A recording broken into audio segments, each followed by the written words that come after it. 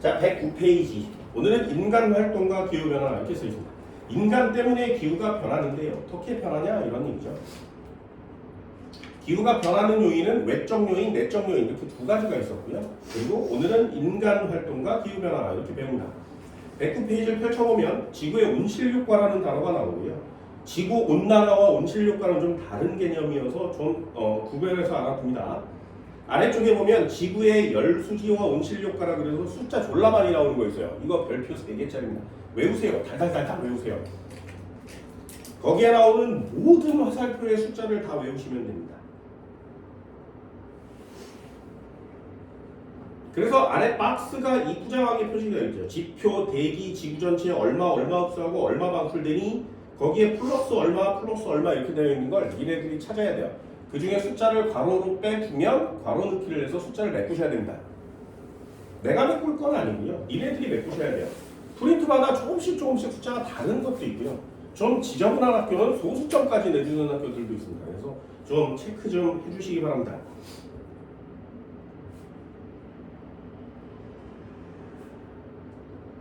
됐나요? 거기 화살표들 중에 요거 찾으세요. 대기의 제복사라는 단어 찾으세요. 대기의 제복사. 요거 화살표 보여? 대기의 제복사. 요 화살표 보이니? 대기의 제복사. 됐어요? 여기다 별표예요. 대기의 제복사. 그래서 요것 때문에 온실 효과가 나타납니다.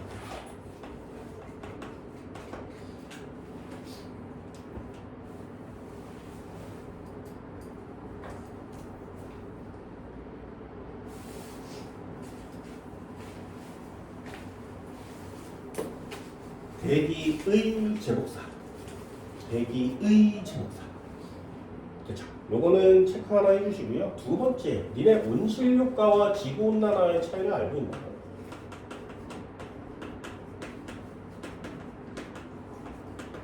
이 두 가지 차이 알아요? 온실 효과 뭐야? 그냥 안쪽이 계속 따뜻해지는 거 지구온난화 너무 뜨거워져. 네. 온실 효과와 지구 온난화. 어떤 게 좀 긍정적인 표현? 네, 온실 효과 좀 긍정적인 표현이고요. 지구 온난화는 나쁜 거예요. 부정적인 표현입니다. 지구도 옛날에는 막 추웠고 막 그랬었는데 지금 평균 온도가 좀 높아져서 살만한 거죠. 좀 살만합니다. 그건 온실 효과 때문이고요. 지구 온난화예요. 대기가 있으면 온실 효과가 나타나는데 그 대기 속에 온실 기체가 너무 많이 쌓이면 지구 온난화가 되는 거죠. 이 두 가지는 꼭 체크를 해줄 수 있도록 하죠. 거기 열수지에 대한 내용이 제일 중요하고요. 109페이지 보충 자료 한번 볼까요? 주요 온실기체의 온실효과의 기여도 이렇게 써 있습니다. 요거 체크 하나 해주세요. 수증기 기여도가 제일 크고요. 이산화탄소, 메테인, 오존 이렇게 생겼어요. 다 온실기체들입니다. 프레온가스 이런 것도 있었는데 지금 프레온가스는 잘 사용하지 않죠. 그래서 수증기, 이산화탄소, 메테인, 오존 이런 애들이 온실기체에 해당합니다. 됐나요? 그 중에 왜 인간은 이 많은 온실기체 중에 수증기라는 애가 기여도가 제일 크죠? 가장 커요. 그리고 이산화탄소가 두 번째거든요. 메테인 마찬가지고요. 오존 마찬가지입니다. 그럼 온실기체를 줄여야 지구온난화를 막을 수 있지 않겠니? 그죠? 그러려면 인간은 수증기의 양을 줄이면 되잖아요. 이산화탄소의 양을 줄이면 되잖아요. 메테인의 양을 줄이면 되잖아. 오존의 양을 줄이면 되잖아요. 이 중에 인간이 할 수 있는 게 뭐야? 네, 요거밖에 없죠. 그죠? 인간은 수증기는 인간의 영향을 받지 않아요. 그냥 자연계에서 증발, 비가 내려, 흘러, 물의 흐름으로 돌거든요. 그래서 인간이 화석연료를 아무리 태워도 수증기가 막 미치도록 나와서 대기를 메꾸지는 않는단 말이죠. 그 메꿔져도 다시 내려요. 근데 문제는 요 녀석이죠. 이산화탄소. 요건 인간의 활동 때문에 급격하게 증가한 이체예요. 그래서 인간은 이산화탄소를 줄이기 위한 노력을 그렇게 하는 겁니다. 그럼 메테인은 이 새끼를 죽이면 되잖아요. 자연조성. 네. 메테인은 어디서 나오냐면 소가 음식 먹으면 나와요. 그 소를 줄일 거예요? 근데 소고기 안 먹어? 소고기 안 먹으면 곤충 먹어야 돼. 난 소고기 먹을래. 그래서 메테인을 줄입시다 해서 소를 다 죽입시다. 또는 소 입에다가 이렇게 양 구멍에다가 이렇게 마스크를 씌워서 애가 메테인을 내뱉으면 정화해서 다른 걸로 바꾸는 뭐 이런 장치를 만듭시다. 뭐 이런 사람들도 되게 많습니다만 그럴 수는 없죠. 오존을 줄일 수는 없잖아요. 그죠? 그래서 인간 오존은 어딨냐면 자연계에도 꽤 많아요. 그래서 여러분들은 자동차를 타고 다니지 않으니까 자동차를 이렇게 타고 가다 보면 이렇게 생긴 도로 전광판 같은 곳에 오늘의 날씨 뭐 이런 거 나오는 데가 있어요. 그러면 뭐 이산화황 얼마 나왔어, 이산화질소 얼마 나왔어 뭐 이런 거 나오거든요. 거기에 오존 농도도 나와요. 그 여기 지역에 서울 여기 성북구 지역에 버스 정류장에 이렇게 서 있으면 몇 번 버스 와요 이렇게 써 있잖아요.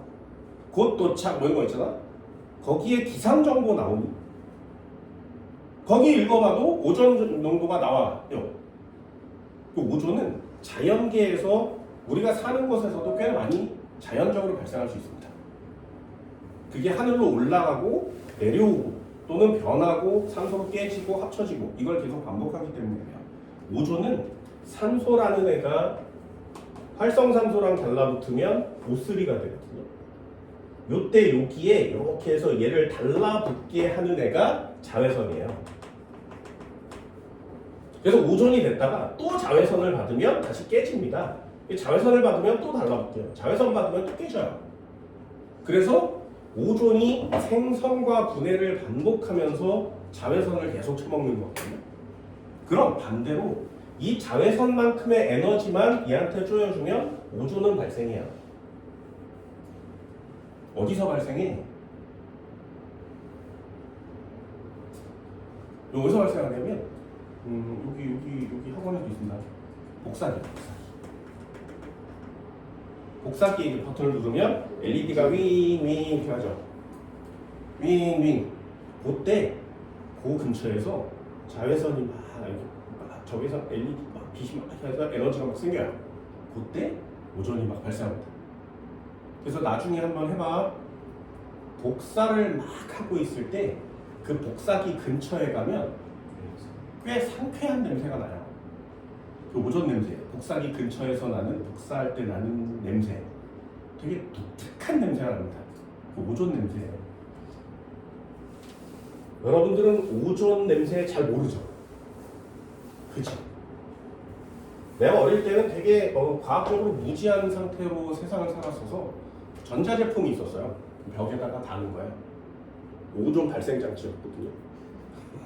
그래서 그걸 벽에다 달아. 되게 비싸서 부잣집만 달았어요.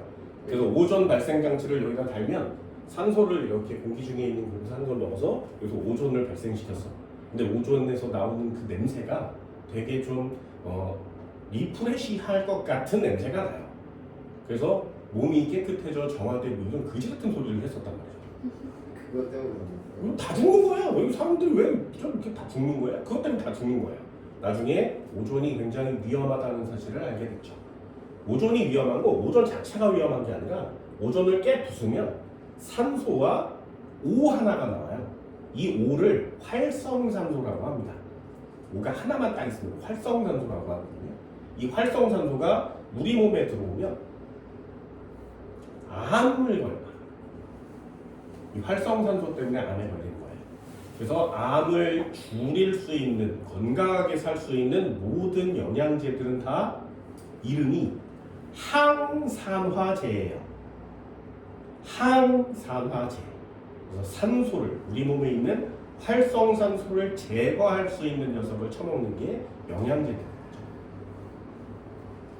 거죠. 활성산소가 그만큼 위험합니다. 오존에 대한 연구도 많이 하고 있고.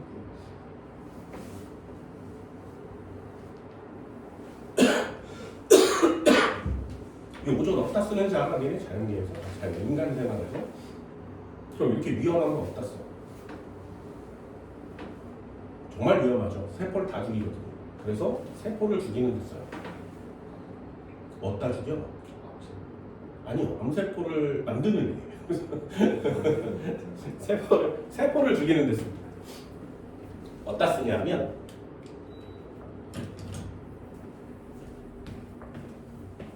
강물을 소독해서 인간이 마셔야 되죠. 그 강물을 소독해서 인간이 마시는 방법이 두 가지가 있어요. 하나는 염소살균법이 있습니다. 그게 우리나라에서 쓰는 거죠. 막 쳐넣어서, 양품을 막 쳐넣어서 미생물을 강제로 죽이는. 두 번째가 오존살균법이에요. 오존을 쳐서 오존으로 애들을 다 죽이는 거예요. 그럼 오존으로 살균하면 균이 다 죽어요. 그런데 이 녀석이 균이 다 죽었어. 근데 오존은 다 날아가요. 그래서 살균하고 다 날아가니까 인체에는 애가 없습니다. 얘는요, 염소로 살균을 합니다. 미생물 다 죽였죠. 이게 남아있어요. 그래서 수돗물에서 수돗물 냄새가 나는 거죠. 그럼 얘를 걸러 먹어야 되잖아. 끓여서 먹기도 하고 막. 몸에 해롭습니다. 그래서 돈이 많은 외국은 오존 살균법을 쓰고 우리나라는 아직 얘를 쓰고 있는 거죠. 그래서 뭐 이렇게 내 수돗물 라면 끓일 때 수돗물로 끓이니? 정수기물로 끓여? 라면 끓일 때 수돗물로 끓이면 더 맛있어요. 왜냐하면 우리나라의 염소를 소독하는 방법이 염소 소독법인데 강물에 있는 애들을 불순물을 다 제거하잖아요. 그러면 두 가지가 남습니다. 미생물과 중금속 두 가지가 남아요. 그래서 이 미생물을 죽이기 위해서 염소를 넣는 거예요. 염소를 넣으면 그 물속에 있는 유해균들이 다 죽어요. 쌀이 다 죽거든요. 문제는 이 죽은 애들을 거르는 장치가 없어요. 그래서 쌀들이 다 죽이고 깨끗하지 그리고 그냥 보내요. 그 새끼를 거르지 못합니다. 걔를 거르면 거름종이가 필요한데 그 거름종이 너무 비싸요. 그래서 안 걸르고 그냥 보내주는 거야. 그럼 니네들 이렇게 정수기를 통해서 먹게 될 때 그 정수기의 필터가 얘를 걸러줘요. 근데 두 가지가 있는데 필터도 두 가지가 있습니다. 니네들 정수기 잘 쓰셔야 돼요. 하나는 진짜 이렇게 실처럼 생긴 필터가 있고요. 하나는 역삼투압 방식을 쓰는 필터가 있어요. 그 중에 역삼투압 방식을 쓰는 필터가 그 미생물의 건더기를 걸러줘요. 그래서 정수기물로 사용하면 미생물의 시체를 걸러낸 애를 마실 수 있는 거예요. 그래서 물이 좀 깨끗하고요. 그리고 수돗물은 아직 안 걸러졌죠. 그래서 여기 미생물이 막 시체가 미친 듯이. 그래서 요 녀석으로 라면을 끓이면 천연 육수가 되죠. 끓이면. 실제로 그래요. 실제로 그렇습니다. 그래서 베이킹 학원 같은 곳에 가면 정수기물 쓰지 말고 수돗물 쓰세요라고 하는 사람도 되게 많아요. 요 차이만으로도 음식의 맛이 달라지거든요. 그래서 물은 꼭 끓여 드시고요. 정수기물이라고 안심하고 뭐 졸라 처먹으면 좀 그래요. 못 고르는 게 있어. 이 두 가지 중에 중금속은 정수기로도 고르지 못합니다. 그래서 물을 자체적으로 깨끗하게 사용하는 게 되게 중요한데 항상 언제 끓여 드시고 그렇다고 증류수를 처마시라고 할 수는 없잖아요. 그죠? 증류수도 꽤나 위험한 물이니까 얼마나 좋아. 우리나라는 수돗물에 천연 재료를 넣어주고 고단백입니다. 고단백. 그런 것들도 넣어주고 그 수돗물만 막 처먹으면 다이어트에 효과가 좋죠. 에너지도 좀 얻을 수 있고요. 그렇다고 니네 먹으라고는 얘기 안 해. 하지 마. 깨끗하게 먹고 사세요. 자, 아 참. 야, 아파서 그래. 두 번째도 한번 해볼까요? 뒤쪽 한번 넘겨보세요. 110페이지. 한국말로 읽으시면 됩니다. 지구온난화의 영향 이렇게 써 있고요. 아래 맨 아래쪽에 지구온난화의 영향 이렇게 써 있습니다. 해수면 상승, 기후대 변화, 강수량 증발량 변화, 기상재해 증가 뭐 이런 단어들은 우리 다 알고 있는 내용들이 많아요. 그 중에 좀 확실한 거 하나 있습니다. 용존기체 감소 여기다 밑줄 하나 넣을까요? 두 번째 해양의 상성화 여기다가 밑줄 하나 넣어요. 요거는 좀 과학적으로 이해는 해 주셔야 되는 내용입니다. 요거 잘 보세요. 되게 신기해요. 지구온난화에 영향을 받으면 지구온난화에 영향을 받으면 니네들도 한번 이해해 봅시다. 잘 봐. 지구온난화에 영향을 받으면 온도가 높아진다는 얘기죠. 그죠? 온도가 높아져요. 그럼 물속에 용존기체 많이 녹아 적게 녹아? 온도가 높아지면 기체의 용해도는 어떻게 되니? 낮아져. 네, 기체 용해도는 낮아지거든요. 됐어요? 그래서 여기에 녹아있던 산소라든가 이산화탄소라든가 이런 기체들이 다 밖으로 빠져나가는 거 맞지? 그래서 용존기체는 지구온난화의 영향으로 용존기체는 감소합니다. 여기까지 됐어요? 그럼 다시요. 물속에 이산화탄소는 많아져 적어져? 적어져요. 그럼 H2에 더하기 CO,를 합치면 H2CO3라 그래서 탄산이라는 산성이 생깁니다. 그럼 산성이면 pH가 낮은 상태인 거죠. 그럼 용존기체가 감소하면 이산화탄소도 감소할 거예요. 그럼 탄산이 사라지겠지. 그럼 산성도가 줄어들겠지. 그럼 pH가 올라가겠지. 이해되니? 근데 잘 보세요. 용존기체 감소에 그 밑에요. 해양이 산성화가 된단 말이죠. 산성화가. 됐어? 이해됐어? 해양 산성화가 된대요. 뭐야 선생아 이산화탄소가 빠져나갈 거 아니야. 용존기체가 감소한 빠져나갈 거 아니겠니? 그럼 산성이 줄어들 거 아니야. 산성화가 잘 안 될 거 아니야. 근데 산성화가 돼요. 됐어? 이건 단순하게 용존기체 감소? 이렇게 쓰기가 어려운 거죠. 그래서 거기 두 개는 꼭 체크를 해달라고 했습니다. 해수가 온도가 올라가면 기체 용해도가 감소하니까 용존기체는 감소합니다. 대기 중에 이산화탄소 농도가 높아지면 해양에 녹는 이산화탄소의 양이 많아져. 됐나요? pH 감소, 이거 꼭 알아두세요. 바닷물이 산성화가 됩니다. 네, 과학적으로 이해하는 것보다 지구 전체적인 전반적인 현상이죠. 용존기체가 빠져나간대요. 근데 이산화탄소가 많아지면 다시 녹는 애들도 많겠지, 그지? 되니? 그럼 공기 중에 이산화탄소가 많겠냐, 물속에 많겠냐?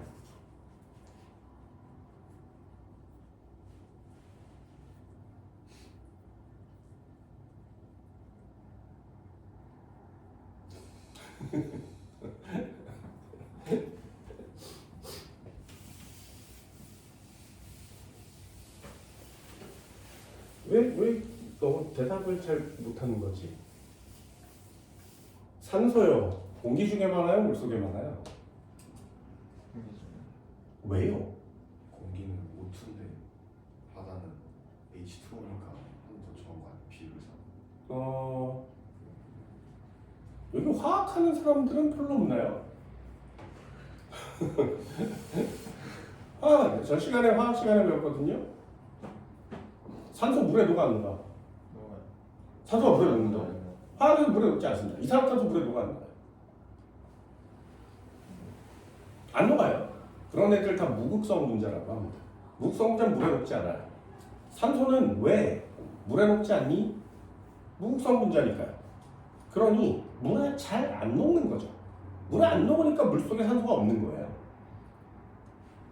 그래서 산소가 아예 막 0%안 녹을 수는 없어요. 그래서 아주 미량만 녹아 있는 거죠. 그러니까 인간 같은 애들은 물속에서 손을 쉴 수 없는 거죠. 그 미량만 녹아 있는 산소를 응용해서 먹고 살려고 물고기가 진화해서 아가미를 갖게 되는 거죠. 인간도 아가미가 있어요. 니네 아가미 있어? 있어요. 어릴 때는 아가미를 갖고 있습니다. 엄마 뱃속에 요만한 애기가 요렇게 요만한 애기가 이렇게 만들어졌을 때 아가미가 있습니다. 전 지구의 모든 동물은 요 초기 배아 때 아가미를 다 갖고 있어요. 얘가 태어난 환경이 어디냐에 따라서 아가미를 가지게 되고 태화되는 거죠. 인간은 땅에서 태어났으니 아가미가 필요 없어진 거예요. 그래서 점점 아기가 되면서 아가미가 줄어들고 폐가 발달하는 거죠. 이런 상태가 되는 거예요. 그래서 요 모양이 모든 동물이 다 똑같거든요. 초기 배아에 엄마 뱃속에 있는 배아의 모습이 모든 동물이 다 똑같습니다. 그래서 모든 지구상의 동물은 종류를 막론하고 모두 다 하나의 부모에서 조상에서 왔다가 생물학적인 개념이에요. 그렇게 산소가 부족한 곳에서 살다가 산소가 많은 곳에서 살게 됐으니 아가미가 필요 없어진 거죠. 그럼 다시 한번요. 산소는 물에 녹지 않아요. 그러니 물에 필요 없는 공기 중에 훨씬 더 많은 거죠. 그럼 이산화탄소도 물에 녹지 않아요. 공기 중에 많은 거죠. 많아지면 녹는 거죠. 많아지면 조금이라도 더 많이 녹을 수 있게 된다. 이런 뜻이에요. 그래서 요거 두 단어는 꼭 알아둡니다. 다른 것들은 고등학교 1학년 때도 다 배우거든요. 근데 이 두 단어는 좀 신경 써주세요. 옆쪽에 보시면 111페이지요. 신재생 에너지 뭐 어쩌고저쩌고 기후변화에 대한 인간의 노력 이런 것들이 막 있습니다. 거기 한번 볼까요? 3번 한번 중간에 보세요. 지구의 태양 복사 에너지 흡수량을 감소시키는 방법. 성층권에 에어로졸을 뿌려서 지구의 태양 복사 에너지 반사도를 높인다. 굉장히 괜찮은 방법이죠. 스프레이로 막 물 같은 걸 뿌려가지고 지구로 오는 태양 복사 에너지를 줄이자. 이게 좋은 방법이에요. 우주에 반사막을 설치하는 거죠. 이것도 꽤나 괜찮은 방법 중에 하나입니다. 그럼 지구에서 이렇게 쳐다보면 하늘에 엄청나게 동그란 시커먼 게 보이겠죠. 그러면 제작하려면 몇십 년 꽤 근데 그냥 뭐 하겠니? 하겠니? 그냥 이럽시다 이러는 거죠. 이럽시다. 정황 안 되면 이렇게라도 합시다. 이렇게 되는 거예요. 참 인간들이 하려고 하는 노력들이 가상하죠. 야 차라리 이거라느니 이산화탄소를 좀 적게 쓰면 안 되겠니? 근데 줄일 수가 없으니까 별 그지 같은 방법들을 다 찾아내고 있고요. 다른 행성 가서 삽시다 뭐 이런 얘기하고 있잖아요. 그렇죠? 우리 화성 가서 산다면 살 거야? 그걸 누가 사? 화성 가서 안 살 거야? 당연하죠. 진짜요? 화성 가는 프로젝트에 사람을 뽑은 적이 있어요. 3,000명 뽑았거든요. 나도 지워달라 그랬는데 나 같은 사람 보내주면 좋잖아요. 네. 가면 못 돌아와요. 그래서 죽는 거예요. 살다가 죽든가 그냥 가다가 죽든가. 네. 거기에 그 선발 조건에 전 세계 사람들과 의사소통이 가능할 것, 그리고 전문적인 지식이 있을 것. 예를 들면 농사를 잘 짓는다. 농사 중에서도 뭐 감자 잘 짓는다. 그래서 강원도 사람이 좀 유리하죠. 그래서 강원도 농협에 다니는 외국어 잘하는 사람이 되게 유리한 겁니다. 의사라든가 기계를 다룰 수 있는 사람이라 생존 능력자, 베어그릴스 이런 사람, 그런 사람들을 막 뽑고요. 그리고 제일 중요한 게 요거예요. 어떤 사람들과도 잘 어울리는 성격일 것. 나는 그냥 혼자 사는 게 좋거든요.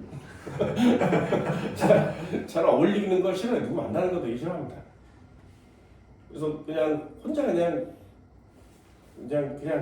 무인도 같은 데서 근데 그렇게 잘 어울려야 한대요. 되게 빨리 매진됐습니다. 그래서 나도 나 보내주는 나 열심히 할 수 있는데 나중에 가겠죠. 화성에 와이파이를 설치한대요. 그럼 화성에서 넷플릭스 보면 되잖아요. 언제 가겠니? 빨리 갈 수 있는 날이 와야 될 텐데 여기로 가는 시나리오보다 인간의 지구가 파멸하는 시간이 좀 더 빠를 거라고 합니다. 82초인가 남았죠? 지구의 종말 시간이 점점점 짧아지고 있습니다. 잘 살아. 그래서 니네들 열심히 잘 사세요. 하나로 최선 다해서 잘 사세요. 111페이지 아래 보면 국제적인 협력 이런 거 있습니다. 요거 외우세요. 학교 내신 시험입니다. 나는 안 외울 거야.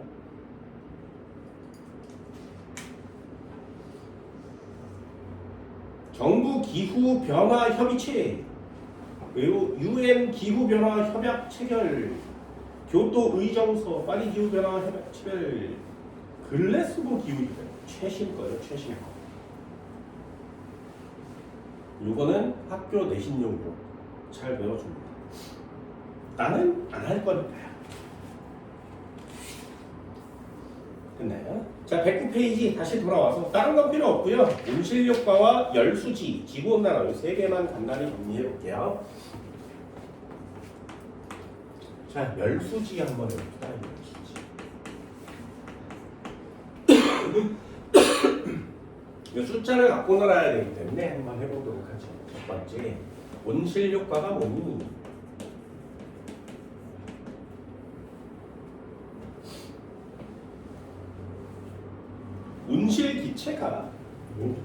온실기체가 필요한데요.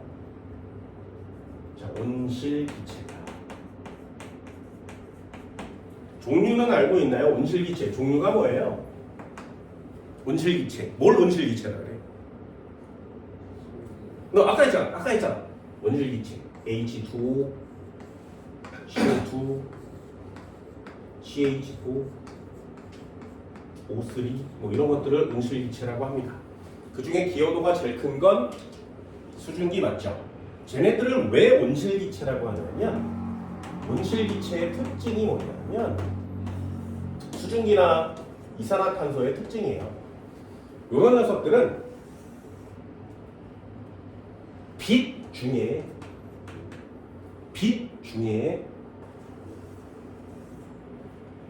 적외선을 흡수합니다.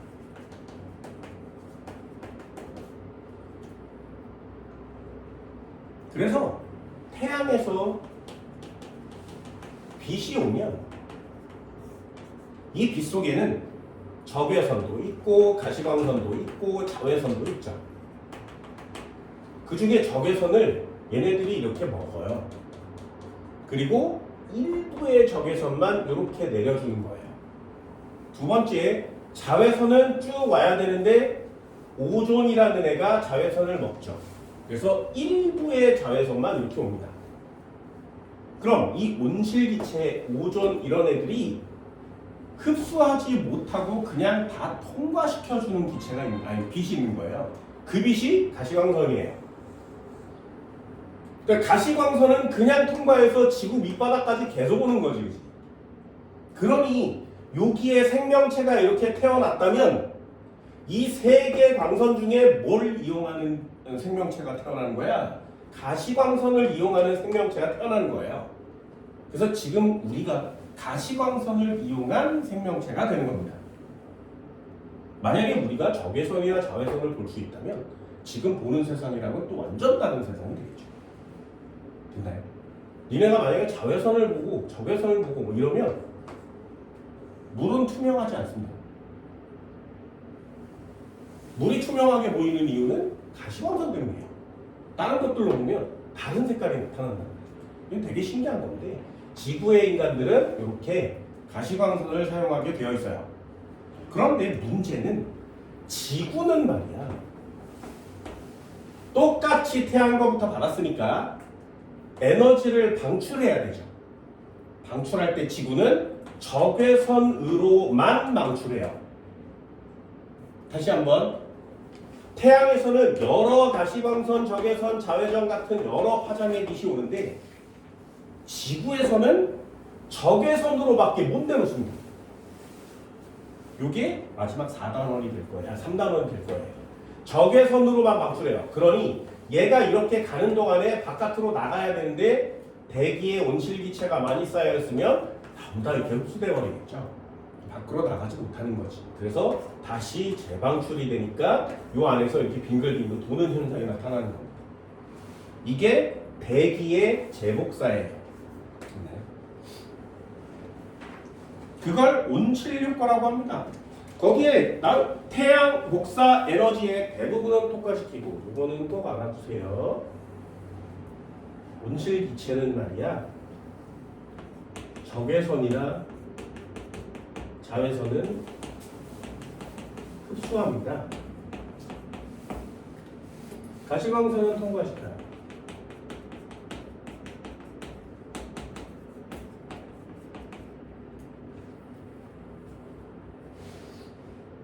상식 하나, 태양에서 오는 빛은 세 개가 다 있죠. 적외선도 있고요, 자외선도 있고요, 가시광선도 있습니다. 그럼 지구에 도달하는 에너지 중에 가장 많은 양은 가시광선 효과가 되는 거고요. 지구는 방출할 때 무엇으로만 방출한다고? 적외선으로만 방출해요. 그래서 온실기체가 대기 중에 많으냐 적으냐에 따라서 온실 효과가 많이 나타나냐 적게 나타나냐가 정해지는 겁니다. 예전에는 이산화탄소가 금성의 이산화탄소가 그렇게 많으리라고는 생각을 못했대요. 그래서 지금은 러시아죠. 소련에서 금성에 탐사선을 보냈지. 그래서 이렇게 착륙을 해야 되는데 이렇게 착륙을 해야 되는데 가다가 다 녹아버렸어요. 계산을 잘못했던 거죠. 그래서 야 뭐야 왜 이렇게 뜨겁지 금성은? 그래서 좀 더 단단하게 좀 더 열에 잘 견디게 한 120도? 그래서 쐈어. 그랬더니 조금씩 내려가다가 예전에 갔던 애보다 좀 더 내려간 거야. 그리고 녹아요. 야 이거야 또 녹았어. 야 120도도 안 된다. 야 이거보다 더 높다고? 금성이? 뭐 졸라 높은데? 그래서 200도, 320도 막 높이는 거예요. 다 녹았어요. 전부 다. 그래서 나중에 알게 됐죠. 거의 막 480도, 500도까지 금성의 표면 온도가 높아진다는 사실. 왜 그렇게 높은 것이냐? 그게 관건이었는데, 그럼 러시아, 소련이 금성에 위성을 보낼 당시에도 이런 녀석들을 잘 몰랐단 말이죠. 왜냐면 굉장히 최신과학입니다. 굉장히 최신과학. 이산화탄소가 온실 효과가 굉장히 많이 나타나고 있다는 사실을 알게 되는 거죠. 이제 못 갑니다. 아무도 안 보내고 있죠. 금성의 착륙선. 그렇게 잘 견딜 수 있는 우주선을 만드는 그냥 차라리 그냥 밖에서 쳐다만 보자 이렇게 만든 거예요. 화성으로 눈을 돌리게 된 계기가 됐습니다. 됐어요? 내용 별로 없죠? 이게 다예요. 열수지. 온실 효과 그럼 뭐니? 여기다가 꼭 두세요. 온실 효과가 나타나면 대기가 있어야 됩니다. 온실 효과가 나타나려면 대기가 있어야 되고요. 지구의 평균 기온이 일정하게 유지됩니다. 이게 여러분들이 틀려오는 단어일 수 있습니다. 온실 효과가 있으면 온도가 계속 올라가는 줄 알아요. 아니에요. 온실 효과는 온도가 높아진 상태로 일정하게 유지시켜주는 꽤 괜찮은 효과란 말이죠. 따뜻한 효과가 나타나는 겁니다. 따뜻한 효과. 두 번째 해볼까요? 지구온난화도 해볼까요? 지구온난화. 지구온난화 뭐라고? 그냥 간단하게 해요. 온실기체 양이 많아지는 거죠. 온실기체의 양이 많아져요. 그러면 일정하던 기온이 엄청나게 급도로 올라갑니다. 지구의 평균 기온이 상승하게 되죠. 됐죠? 자, 그럼 여기다가 한번 써볼까요? 지구온난화가 일어나면 지구에 나타나는 현상은 뭐가 있을까요? 엘니뇨 라니냐. 네, 그런 걸 다 통틀어서 기후 변화라고 합니다. 엘니뇨 라니냐. 그럼 여기다가 한번 처음부터 그냥 이거 외우지 마시고요. 한 번만요. 따뜻해지잖아요. 따뜻해지잖아. 그러면 빙하가 녹겠니, 얼겠니? 그걸 해빙이라고 합니다. 빙하가 녹아요. 자, 질문이요. 빙하가 녹으면 반사율은 커질까요, 작아질까요? 네, 반사율은 감소합니다. 요거 되게 중요한 단어예요. 요거 굉장히 중요한 단어입니다. 그럼 빙하가 녹으면 해수면은요? 네, 해수면은 상승합니다. 그러면 대륙의 면적은요? 대륙의 면적은 감소하죠. 그럼 사막의 면적은요? 늘어나요. 네, 사막화 현상이 일어납니다. 이것도 되게 신기하죠. 사막화가 많아져요. 마지막 하나, 두 개 밑줄 그었습니다. 두 개 밑줄 그었어요. 용존 기체의 양은요? 줄어들어요. 네, 감소합니다. 세 번째, 해수는 산성이 되겠니? 염기성이 되겠니? 네, 산성화된다고 했어요. 그럼 pH는 늘어나는 거야? 줄어드는 거야? 네, 감소합니다. 여기까지가 여러분들이 해야 되는 거죠. 이게 종합적으로 다 일어나는 거죠. 그래서 지구온난화를 막을 수 있는 방법이 별로 없습니다. 그래프가 이렇게 올라가고 있거든요.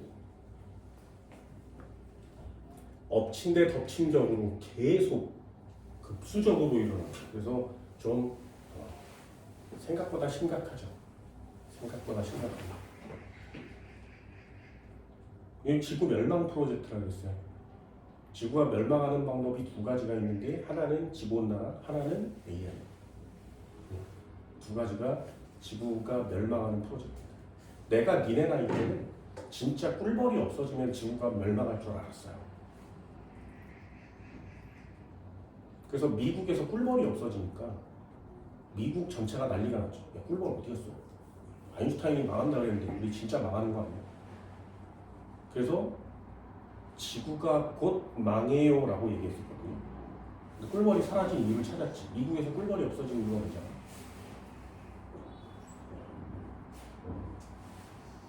뭔지 아세요? 미국에 꿀벌이 없어졌는데 이유가 딱 하나야. 우리나라 장수말벌이 갔어요. 우리나라 장수말벌이 수출품에 실려서 간 거야. 그래서 그 장수말벌이 미국의 꿀벌을 다 죽인 거예요, 싸그리 다. 그래서 미국 전체가 야 이거 인류 멸종 프로젝트인데 뭐 이랬었는데 장수말벌 잡는 거죠. 그래서 장수말벌 잡는 프로그램을 만들었어요. 그래서 장수말벌을 얼마 전에 제거했다고 합니다. 그랬는데도 꿀벌이 또 죽는 거죠. 또 다른 말벌이 침입했어요. 그래서 지구에 또 미국에 꿀벌이 점점점 사라지고 있는. 미국에는 말벌이 없어. 네. 장수말벌은 우리나라 토종이에요. 뭐야? 엄청나게 도전. 걔네들 입장에서는 외래종인 거죠, 장수말벌이. 그냥 우리나라 대단하지. 우리나라는 그런 장수말벌 끔찍한 곤충계의 최상위 포식자거든요. 다 죽여요. 장수말벌이 벌통에 있는 10만 마리 정도를 죽일 수 있대요. 그래서 한 마리가 뜨면 다 죽는 건데 우리나라 사람들은 그 말벌을 가져다가 술 담궈 먹지. 우리가 참 대단한 사람들이죠. 미친 사람들. 본 적 있니 장수말벌? 몰라 커요. 그 비지 같은데 보면은 그 뒤에 이만한 그 당근줄에다가 그냥 다 때려박는 거 이렇게. 그걸 왜 먹는 거냐고. 우리나라 사람 진짜 졌다고 했는데. 먹지 마, 니네는. 그죠? 궁금해요. 어? 궁금해요. 뭐가 맛이? 네. 맛이 나갈 것 같아. 네, 먹지 마세요. 예전에 한국 사람들의 그 좀 독특한 그래서 생명체의 기운을 술에 녹여서 마시겠다라는 게 한국 사람들의 독특한 문화입니다. 그래서 과실주를 담그는 문화가 있는 거죠. 근데 과실주를 담그기가 너무 어려우니까 소주라는 게 개발되고 난 후에 소주에다가 그냥 담그기 시작한 거예요. 좀 그렇죠. 그래서 막 뱀도 잡아서 담그고, 그래서 뱀술, 뭐 인삼 넣어서 먹고, 인삼. 아 그러지 마. 그냥 그러지 말고 뭐 뽐나게 와인 드세요. 그냥 와인 먹어 그냥. 그죠? 그 말벌을 왜? 잘 이해가 안 됩니다. 그 왜 제주도 같은 데 가면 그 바닷가에 요만한 개들이 기어다녀요. 그 녀석을 잡아서 그 통에다가 집어넣어요. 생으로 집어넣습니다. 그리고 여기다 소주를 들이부어서 술 마셔. 개술. 그냥 좋고 맛있는 술 먹읍시다. 물론 그래서 말벌을 죽이니 잡아먹으니 그래서 좀 생태계가 좀 유지가 되겠죠. 벌도 많아지고 그럴 수 있지만 그걸 꼭 먹어야 되겠니? 잘 모르겠습니다만 아무튼 뭐 그렇습니다. 우리나라도 마찬가지죠. 외래종이 우리나라에 들어오면 그런 비슷한 효과가 나타나는 거죠. 요즘은 많이 없습니다. 이래 황소개구리 본 적 있어? 책에서 많이 황소개구리. 하천에서. 네, 황소개구리 정말 많아요. 걔네들은 겨울잠도 잘 안 자요. 올챙이가 손바닥만 해. 아무도 안 믿어요. 올챙이가 손바닥만 해요. 이만해요, 올챙이가. 그래서 물고기처럼 막 기어다니거든요. 올챙이 이런 애들이 만 마리 막 이렇게 연못에 정말 많아요. 그리고 나중에 크면 이만해지고요. 다리가 이렇게 하면 한 30cm 정도 됩니다. 이만큼 개구리가. 그래서 펄쩍 이렇게 뛰어 안 다니고요. 그냥 기어다니고 걸어다녀요. 걔가 물의 모든 물고기 어린애들을 한 입에 다 처먹죠. 뱀도 먹어요. 뱀이 원래 개구리의 청정이거든요. 근데 개구리가 뱀을 먹어요. 왜 이렇게 웃긴 사람? 네, 그 두꺼비도 다 먹어요. 물새도 잡아먹습니다. 듣고이 나네. 이건 전부 다 잡아먹어. 그래서 황소개구리를 처치하는 게 되게 곤란했었죠. 내가 군대에 있을 때 우리 부대에 연못이 굉장히 큰 게 많았었는데 거기에 황소개구리가 많았어요. 그래서 많이 잡아먹죠. 그래서 나는 생태계 파괴를 줄이는 어떻게 먹냐? 구워 먹어. 네, 몸통은 못 먹어요. 다리만. 네, 다리만 먹습니다. 다리를 이렇게 두 개를 따면 닭다리만 해요. 맛만 비슷한 거. 맛도 비슷하죠. 가슴살과 뻑뻑살을 가슴살과 다리살을 이렇게 약간씩 이렇게 배합해서 만든 것 같아서 조금 더 담백하고 맛있습니다. 그래서 개구리를 좀 먹을 만하죠. 개구리. 그 니네 뭐 황소개구리 먹을 거야? 먹지 마. 그냥 맛있는 거 치킨 먹어. 이래시면. 네. 그럼 좋은. 좀 그렇죠. 황소개구리를 길러서 그 녀석으로 미래식량으로 쓰는 것보다 개한테 줄 먹이를 먹는 게 훨씬 더 이익인 거죠. 곤충이잖아요. 곤충이 어쩌? 곤충 안 먹었으면 좋겠는데 이걸 왜 이렇게 처먹는 거야? 그러니까 맛있대요. 어쩔 수 없지. 이런 쉐이크 이런 거 안 먹었어요? 강남간 파 먹었어요? 진짜. 무슨 맛이에요? 나도. 그거 봐요. 맛 없잖아요. 그죠? 미럼 쿠키 왜 먹는 거야 이거를? 초코칩 먹어 초코칩. 맛있는 거 드세요. 나는 안 먹을 거예요. 3번이요. 이거 왜 하는 거야? 고등학교 1학년 건데 이거 하려고 하는 거야. 고등학교 1학년 때도 이 녀석은 많이 들었습니다.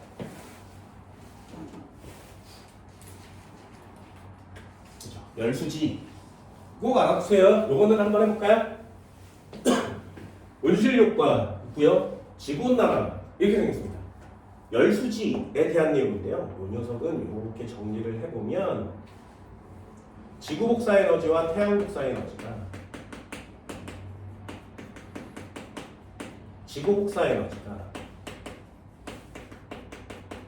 딱 같으면 이 이걸 복사가 평형되었어요 라고 얘기합니다. 이렇게 복사가 평형되면 지구의 연평균 기온이 일정하단 말이죠. 지구의 평균 기온이 일정한 상태로 유지합니다. 그걸 숫자로 표시한 거죠. 열수지라고 합니다. 고등학교 1학년 때 배운 내용도 한번 해볼까요? 지구가 있었어. 태양이 있었어. 태양에서 에너지가 이렇게 왔어. 대기 와요. 그러면 대기가 없으면 지구는 얼마를 내놓으면 돼? 100을 내놓으면 이게 복사가 평형된 상태인 거죠. 근데 지구는 이 상태가 아니라 대기를 갖고 있단 말이죠. 여기에 대기를 갖고 있습니다. 그러니 태양에서 에너지가 오면 지표면에 반사. 그래서 반사하는 애가 30%죠. 100이 왔는데 30%를 반사했습니다. 지구는 총 받은 양이 얼마야? 70. 그럼 지구는 얼마만 내뱉으면 돼? 70만 내뱉으면 되는 거죠. 요 70, 내놓은 거 70, 반사 30, 요걸 좀 더 세분화된, 좀 더 많은 숫자로 표시한 게 열수지라는 녀석입니다. 썼다 지웠다 할 건데요. 숫자를 이렇게 막 하다 보면 좀 쉬운 표시법이 있습니다. 자, 한번 해볼게요. 잘 보세요. 정리는 조금 이따 할 거야. 지구가 있었어요. 지표라고 한번 해봅시다. 대기가 있었대요. 우주가 되겠죠. 태양에서 에너지가 올 거예요. 태양에서 온 에너지는 100이랍니다. 그러면 여기에 맞고 반사, 지표에 맞고 반사, 반사된 양은 얼마라고? 30이요. 됐지? 그럼 지구 안으로 우주에서 지구 안으로 공급된 애는 70이 되는 거 맞죠? 그러면 지구에서 바깥으로 우주로 내뱉어야 되는 건 70인 거 맞지? 그럼 요 안쪽에서는 도대체 무슨 짓이 일어나는 거냐를 배우는 게 여러분들이 해야 될 일이에요. 그걸 전부 다 일일이 다 나눠주셔야 됩니다. 한국말이 정말 어렵습니다. 다시 한번 해볼까요? 하나씩 나누세요. 여러분들도 숫자를 써나가다 보면 좀 쉽게 할 수 있게 될 때까지. 지표, 대기, 우주가 있었어. 여기에 태양빛이 왔어. 100이라는 애가 왔대요. 그치? 그럼 이 100이라는 에너지 중에 이렇게 와서 대기로 흡수된 양과 지표로 흡수된 양은 얼마니? 자, 첫 번째 내용입니다. 왔어. 대기로 흡수된 양과 지표로 흡수된 양은 얼마니? 되니? 책을 한번 보세요. 그거 반드시 꼭 알아둡니다. 대기로 흡수한 양은 23, 지표로 흡수한 양은 47. 그럼 요거 더하면 얼마라고? 네, 요게 70이에요. 다시 한번. 지구가 흡수한 양이 아니라 태양 에너지 중에 바깥으로 반사된 애가 30이니까 지구가 총 흡수한 양은 70인데 대기가 흡수한 양과 지표가 흡수한 양은 각각 조금씩 다르죠. 그래서 요거 두 개 더하면 70 이렇게 되는 거예요. 되니? 여기까지는 쓸 수 있겠어요? 자, 다시 한번 해볼게요. 이걸 색깔별로 나눠주면 좀 더 나중에 이해가 쉬울 거예요. 태양이 있었어. 100이라는 에너지가 왔대. 반사된 애가 30이니까 흡수된 양을 다 더하면 70이어야 되는데 대기로 흡수된 양이 얼마라고? 23. 지표로 흡수된 양이 얼마라고? 47. 여기까지 되니? 됐어요? 진짜지? 그럼 색깔을 바꿔서 꼭 한번 해보세요. 여기에서 지표가 이렇게 방출한 양은 얼마일까요? 24리 104. 보여? 지표가 방출한 양은 104입니다. 104.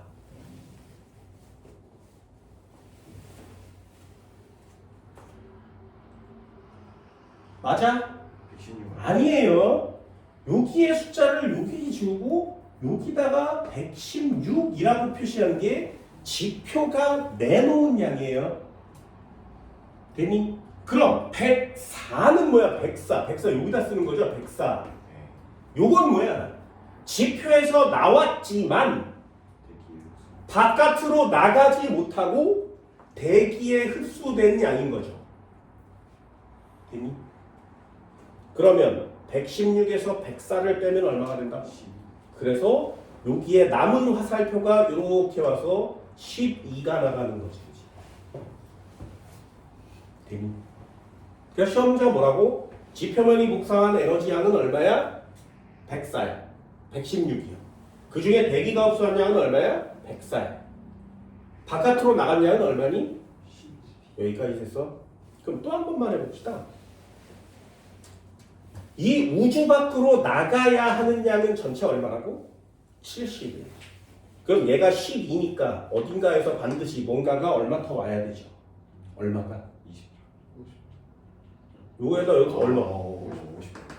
이만큼 와야 되는 거 맞지? 그럼 58이 밖으로 나와야 돼요. 얼만큼이 더 나와야 돼? 요거 더하면 얼마야?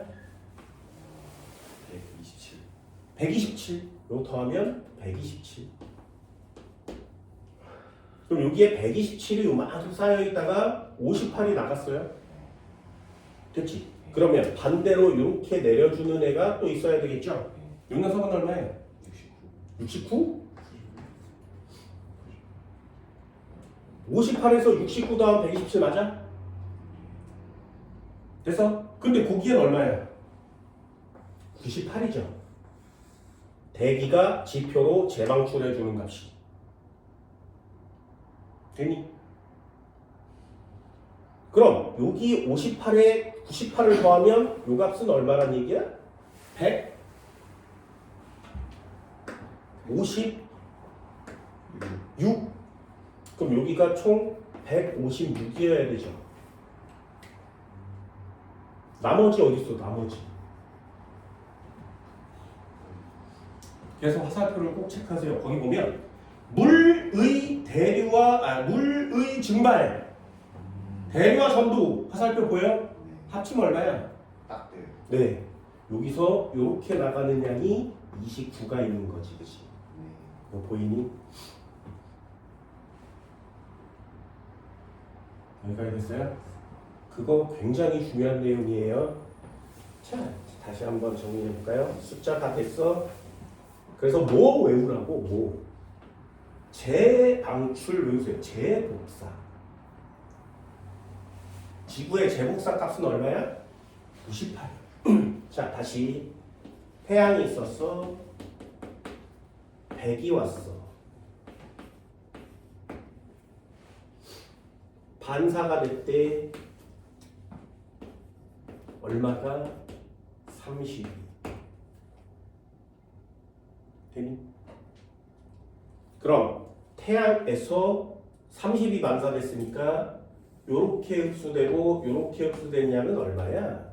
여기다 한번 써볼까? 대기 흡수량이 얼마라고? 지표로 흡수된 양이 얼마라고? 23, 47. 되니? 그럼 요거 두 개 더하면 70 맞죠? 그죠? 요게 태양 거예요.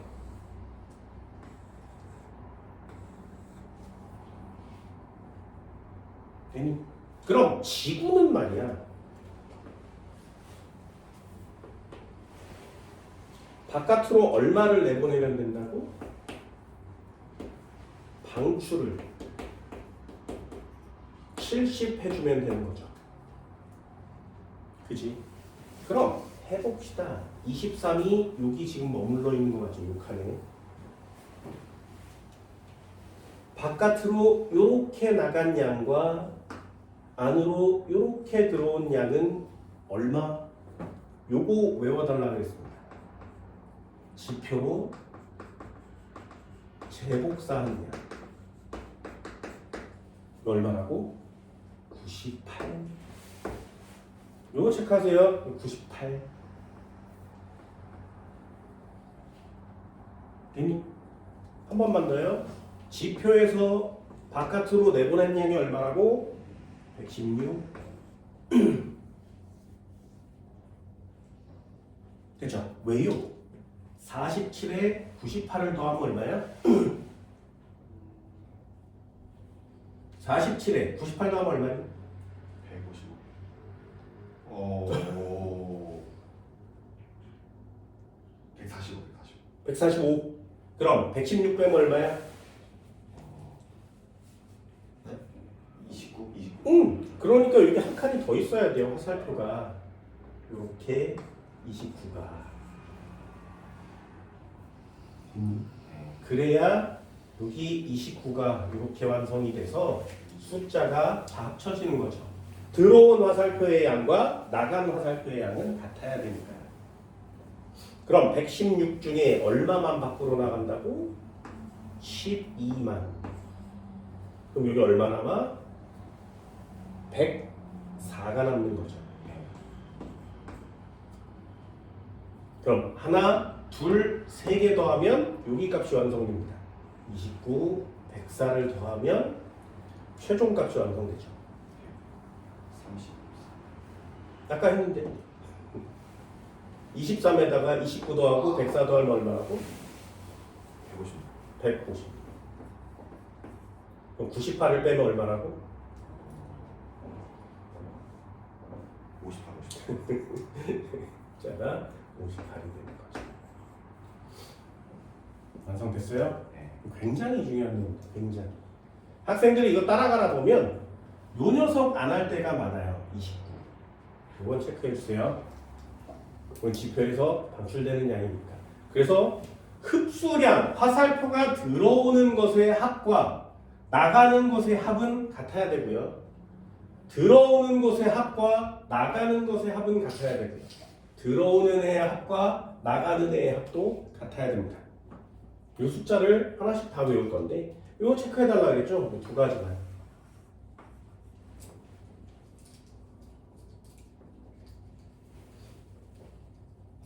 이 지표 배복사 요것 때문에 온실 효과가 나타나는 거고요. 이 양이 많아지면 지가 점점 따뜻해지겠죠. 그러면 온도가 올라가고 있는데 지구온난화라는 단어를 쓰게 되는 거예요. 숫자를 그냥 통째로 외워버리는 것도 괜찮습니다. 그냥 통째로 외우세요.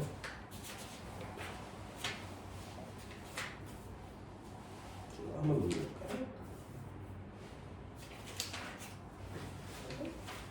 자,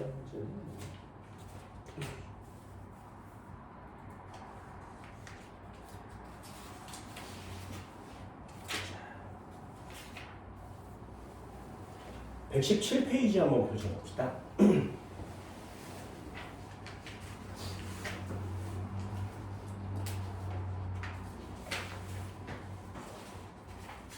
(15번이요) 숫자가 다 나와 있으니까 좀 편하죠, 그죠?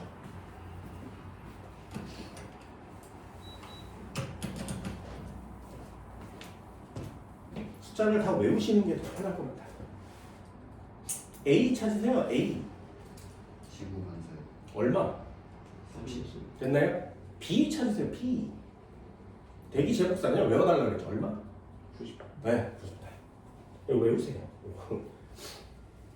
그럼 순서대로요. 대륙 빙하의 면적이 감소하면 A가 감소할 것이다. 빙하의 면적이 줄어들면 반사율이 어떻게 된다고?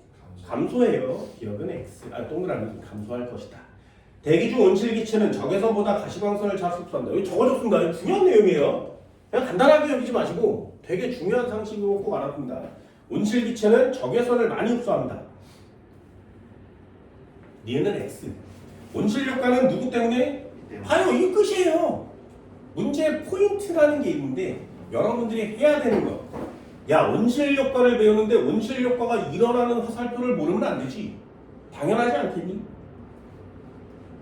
16번 한번 볼까요? 지구의 반사율 얼마?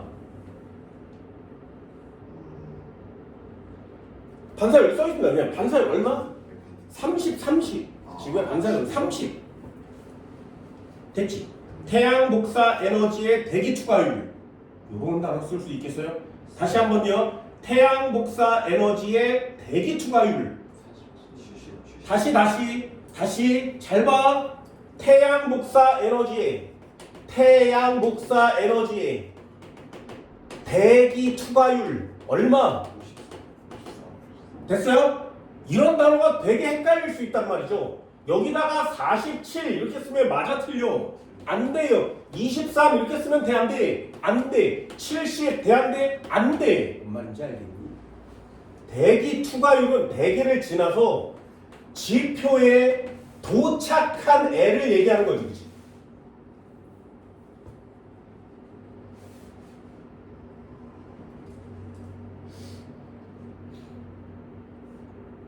이해됐어요? 그럼 지표에 도착한 애라면 그 중에 흡수량도 있고 지표에 맞고 반사되는 양도 있지 않겠니? 그죠? 흡수된 양이 47인 거고요. 반사된 양이 7인 거죠. 그럼 이 값 대기 투과율과 같은 말은 뭐야? 지구에 들어온 양 중에 대기에 흡수된 양을 빼면 되죠. 그래야 통과한 양입니다. 그래서 70 마이너스 대기 흡수량, 이게 대기 투과율인 겁니다. 54%예요. 지표면 복사 에너지의 대기 흡수율. 다시 한번요. 지표면 복사 에너지의 대기 흡수율.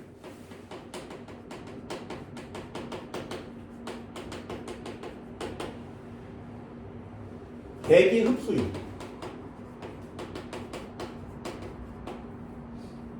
얼마?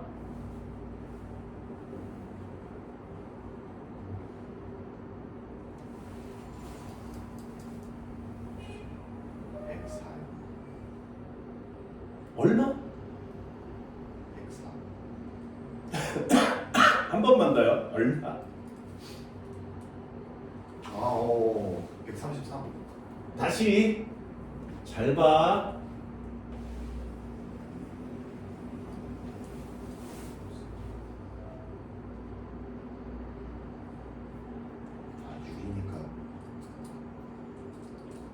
율이면 뭐라고 쓰는 거라고? 퍼센트 쓰는 거 맞지?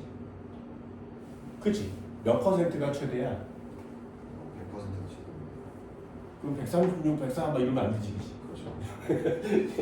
이해됐어? 그럼 다시 한번요. 지표면 복사 에너지의 대기 흡수율이 뭐니? 116분의 104야. 여기 지표에서 내놓은 양 중에 대기가 처먹은 양은 얼마니를 물어보는 거죠. 그죠? 지표에서 나온 양에 대기가 흡수한 양은 얼마니? 29분의 20. 이해됐니? 대기, 지표면에서 나온 양은 얼마야? 116이죠. 그 중에 대기가 먹은 양은 얼마라고? 104야. 12가 바깥으로 나갔으니까 104죠. 그래서 곱하기 100을 때리면 이게 지표면 복사 에너지의 대기 흡수율이 되는 겁니다. 보세요.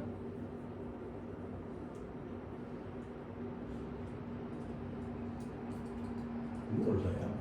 80, 90 되나요? 네. 얘가 제일 크겠네. 상관없이.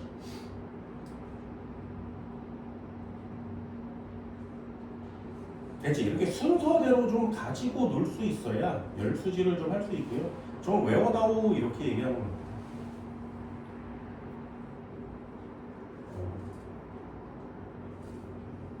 됐지? 생각보다 까다로운 계산 문제들로 여러분들 내신 시험 문제들이 뒤덮일 수도 있으니까 꼭 한 번쯤은 정리해 놓을 수 있도록 합니다.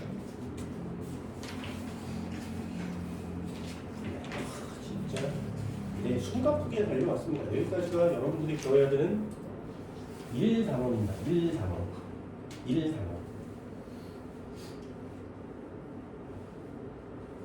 나중에 문제를 해결하다 보면 야, 할 거 졸라 많네 라는 생각이 들 거고요. 물리 열심히 하시면 되겠구나 라는 생각이 들 수도 있습니다. 이 단어는 더 어렵습니다. 다 외우셔야 돼요. 지구과학 한 걸 아마 후회하게 될 수도 있습니다. 근데 이 정도는 할 수 있겠어요? 얼마 없지. 왜 많이 안 하는 줄 알아?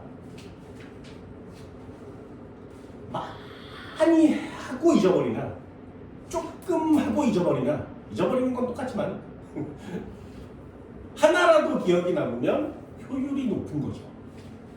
이해돼서?